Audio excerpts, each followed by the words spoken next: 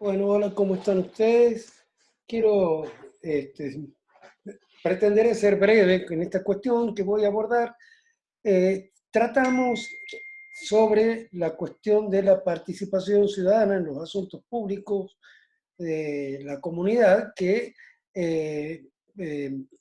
prevé como derecho el artículo 23 de la Convención Americana de Derechos Humanos. Quiero decirles que en nuestro país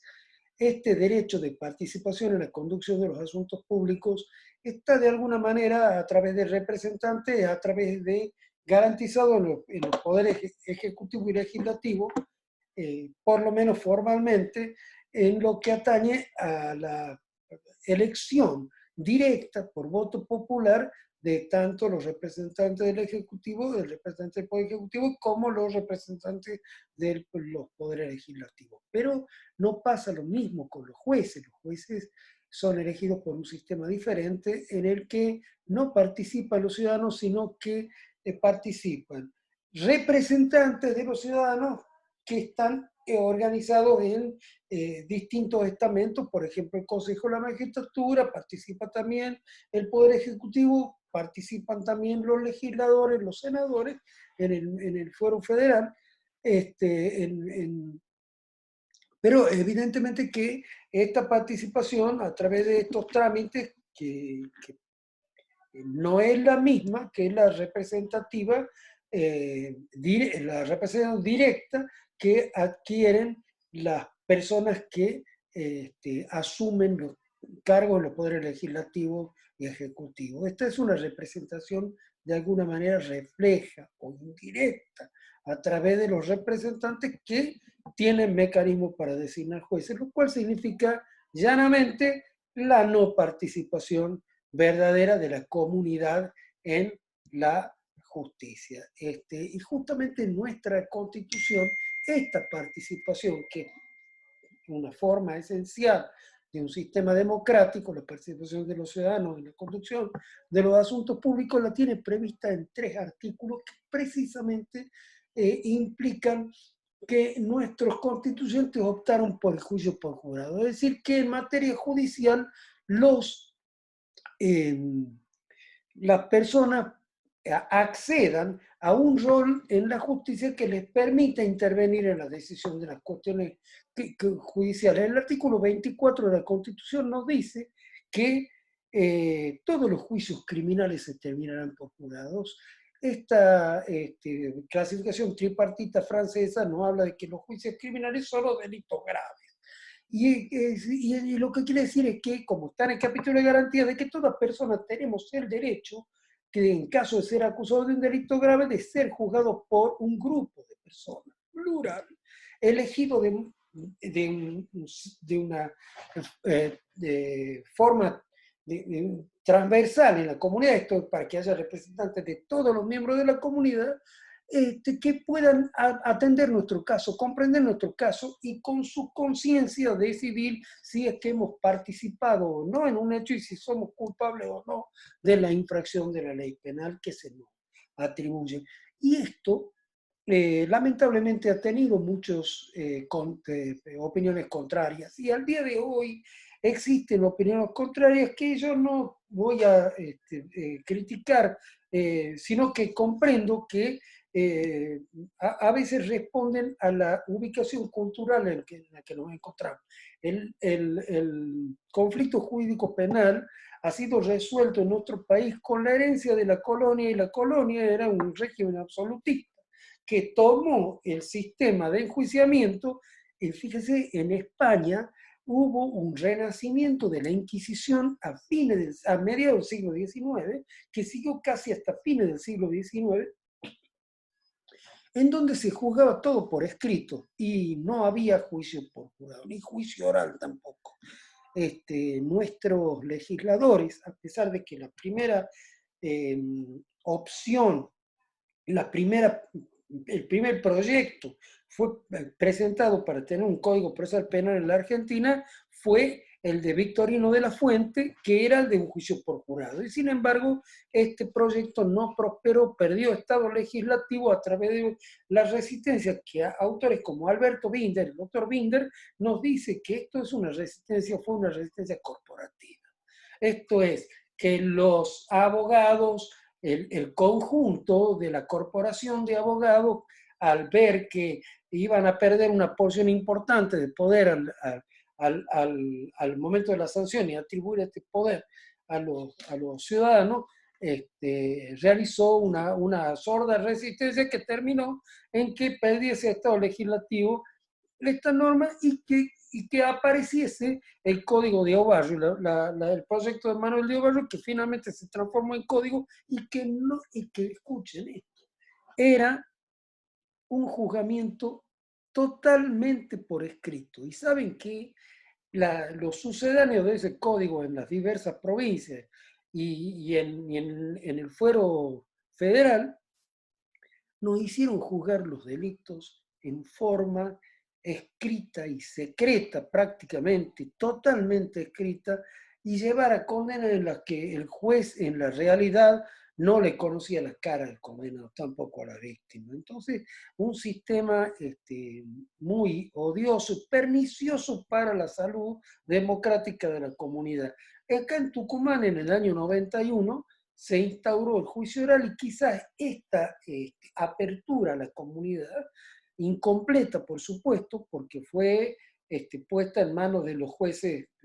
no hubo consenso para tener un juicio por jurados y hubo una asignación a los jueces técnicos de la provincia en la resolución de los casos jurídico-penales. Esto significó, sin embargo, la apertura y quizá mostró a la comunidad la forma en que se trataban las cuestiones jurídicos penales, muchas veces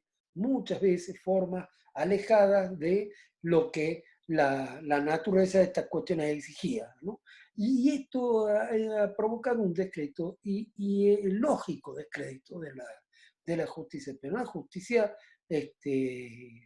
que no daba respuesta en tiempo, no daba respuesta ni da todavía respuestas en tiempo oportuno, pero además respuestas transparentes y claras, despojadas de cualquier tipo de desconfianza, porque ¿qué es lo que se obtendría con el juicio por jurado? Fíjense ustedes que esta cultura heredada desde la colonia y heredada después de normas españolas obsoletas, que nos llevó a que hagamos la práctica del sistema inquisitivo tanto en el Foro Federal como en las provincias de Argentina durante más de un siglo, ¿no? Recién en el año 91, decía, en Tucumán tuvimos el juicio oral, y ahí voy a abordar una de las primeras críticas que se dice, no, el juicio oral, no, las personas no podemos pagar, es muy caro. Bueno, es exactamente la misma crítica que se decía, dice, respecto al juicio por jurado, se la decía respecto al juicio oral. También me acuerdo que en aquellos años, porque me tocó participar de ese proceso, de instauración del juicio oral en la provincia de Tucumán, me acuerdo que en aquellos años salían en programas de televisión abogados diciendo, miren, el juicio oral es inconstitucional. Y olvidaban que éramos ya uno de los pocos países en el mundo que no teníamos el juicio oral. Toda esta democracia admirada por, por, por, por estas mismas personas, digamos, estaban equivocadas porque el juicio oral no podía ser. Pero lo mismo pasa ahora. Ahora ya tenemos provincias, afortunadamente la provincia de Buenos Aires, yo creo que ya lleva más de 300 juicios orales desde la sanción de la ley de juicios por jurado, perdón, de la sanción de la ley de jurado, y lo mismo Córdoba, Chubut, Neuquén, Chaco, Entre Ríos, y ahora Mendoza también ya tiene ley de juicio por jurado, y que capaz que me olvido de alguna. En nuestra provincia de Tucumán existen ya proyectos de leyes para juicios por jurado. Bueno, quería decirles que esta crítica de que es caro el juicio por jurado, bueno, es la misma crítica que se hacía respecto al juicio oral, y sin embargo, no ha sido caro, y sin embargo, se ha podido practicar perfectamente y hoy no se concibe el juzgamiento de una persona por escrito, lógicamente. Y bueno, con el juicio por jurado pasa lo mismo. Las elecciones son caras, pero no significa que por eso vamos a dejar de tener elecciones, digamos. El juicio por jurado, además, bien organizado, no tiene por qué significar un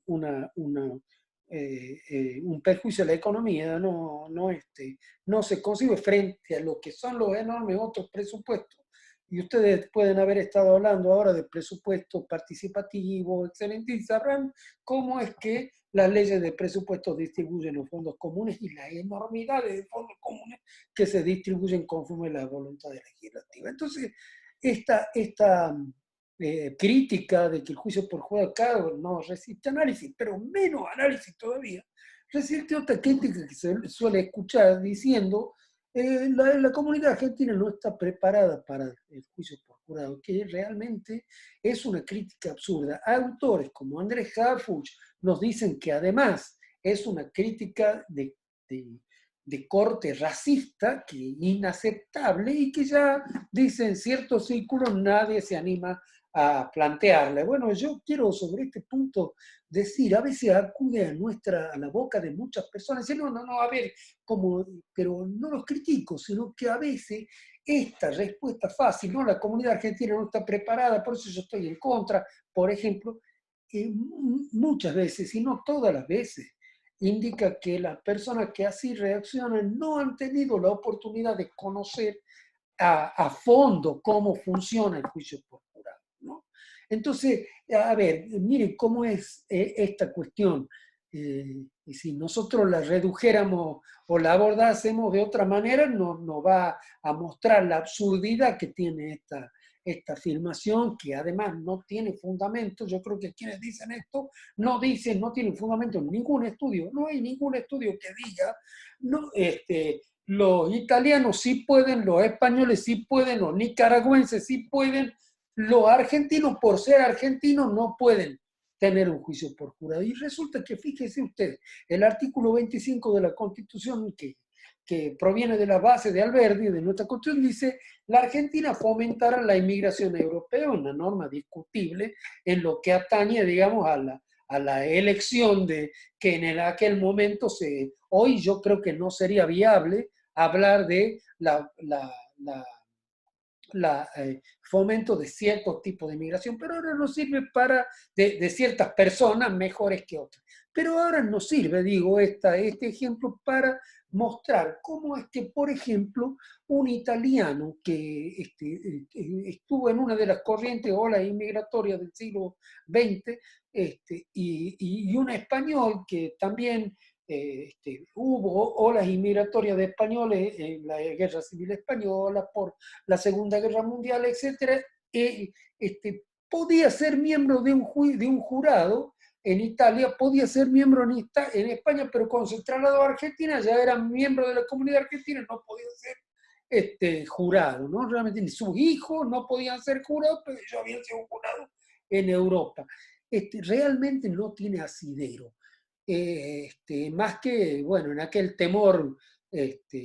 elemental que no me juzgue otro que no sea como yo, lo que le encubre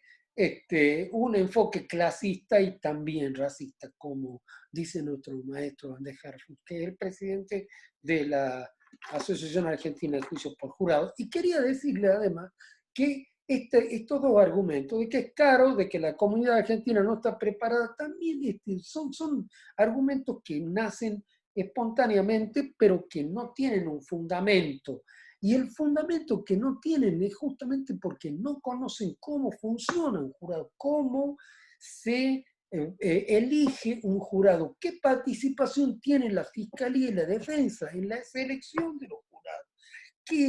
cómo son las pautas,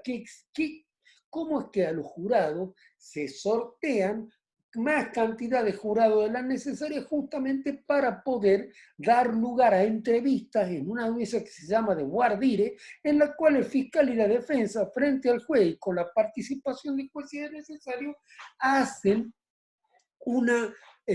formulan preguntas y pueden hacer recusaciones con causa y recusaciones sin causa de estos jueces jurados hasta que conforman a ambas partes, digamos, luego de las recusaciones, un jurado satisfactorio para ambas partes, o el que han podido obtener por parte después por este sistema de sorteo. Fíjense ustedes que a los jueces no les podemos hacer preguntas sobre sus opiniones, por ejemplo, para ver si es que los recusamos o no. Los jueces técnicos ya se lo evaluó la legislatura y los puso. Y ahora, si no tenemos una causal muy concreta, hermano, primo, le deben plata a una de las partes, ya no lo podemos recusar. Entonces, a ver, desde ya que mucha más garantía tiene un litigante al poder excluir a personas, saber qué piensan las personas. Fíjense ustedes, si por ejemplo un juez ha sido víctima de un asalto, le apuntaron en la cabeza, lo golpearon, lo humillaron en una situación que lamentablemente le tocó vivir, y al otro día tiene que jugar un caso de robo agravado con violencia, ¿no? Y no lo puede dejar de hacer, lo tiene que hacer, pero en un caso, en una selección de jueces por jurado, esto no podría pasar, ¿no es cierto? Porque evidentemente que el jurado que ha vivido hace poco tiempo, o mediano tiempo, esta experiencia, evidentemente no va a estar en condiciones de libertad como para apreciar adecuada y objetivamente la prueba, porque es lógico, ha sufrido. Bueno, es nada más que como un ejemplo.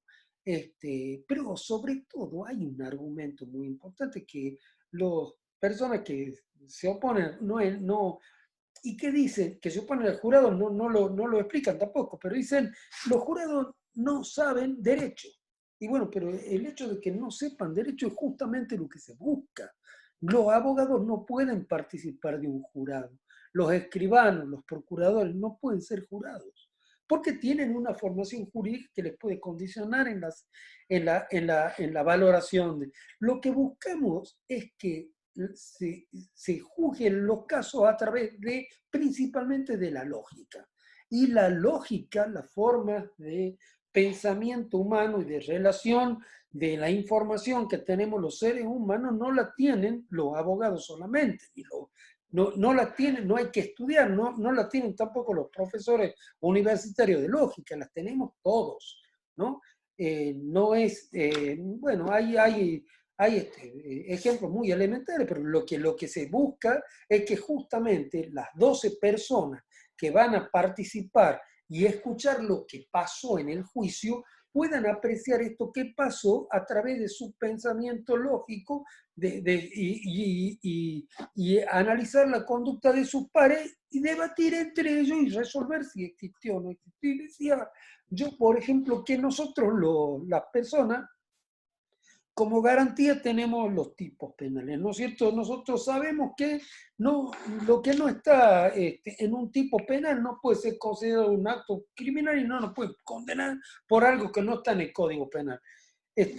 O sea, nosotros sabemos cuando estamos cometiendo un hecho delictivo, sabemos que si yo me apodero del reloj de otra persona, me lo guardo y lo empiezo a usar sin permiso, bueno, estoy cometiendo un hecho delictivo, ¿no? Y de la misma manera como yo sé qué es lo que está bien y lo que está mal frente al Código Penal de la comunidad y que esto me indica cómo yo me debo conducir, tengo que saber si lo que hace otro también está bien o está mal. Para eso no hace falta ser abogado. Para utilizar la lógica, digamos, y determinar si una persona participó de un hecho y si ese hecho, conforme a las instrucciones que nos dio el juez para este caso específico, además de las instrucciones generales, constituye un hecho delictivo, bueno, votaremos. ¿Y quiénes votamos? Vamos a ser miembros de un jurado accidental, un jurado que no va a estar influido por posibles derivaciones en su futura carrera judicial, porque no pertenecen a la carrera judicial. Vinieron una vez, escucharon prestaron solemne juramento, se imbuyeron de cuáles van a ser sus tareas, le dieron las instrucciones los jueces. Le dieron las instrucciones a los jueces a propuesta de las partes, porque las instrucciones generales como las particulares que dan los jueces, las proponen las partes, las revisan las partes. O sea, la defensa, la fiscalía tienen incidencia plena en decir esto quiero que se le diga al jurado que tenga en cuenta. Y la otra parte también lo mismo y el juez analizará y realizará las instrucciones y luego las instrucciones particulares al momento de deliberar. Y esto nos lleva a otra cuestión, el tema de el examen. La Corte Interamericana de Derechos Humanos, en un caso contra Nicaragua del año 2018, ha tomado la doctrina de la Corte Europea en el caso Taxket contra Bélgica, y que definitivamente, primero, se deben respetar las normas internas que establecen un sistema de enjuiciamiento, siempre y cuando este sistema de enjuiciamiento respete las garantías del artículo 8. El juicio por jurado, dice la Corte Interamericana, en este caso de Nicaragua, del año 2018, es perfectamente compatible con las garantías del artículo 8.1.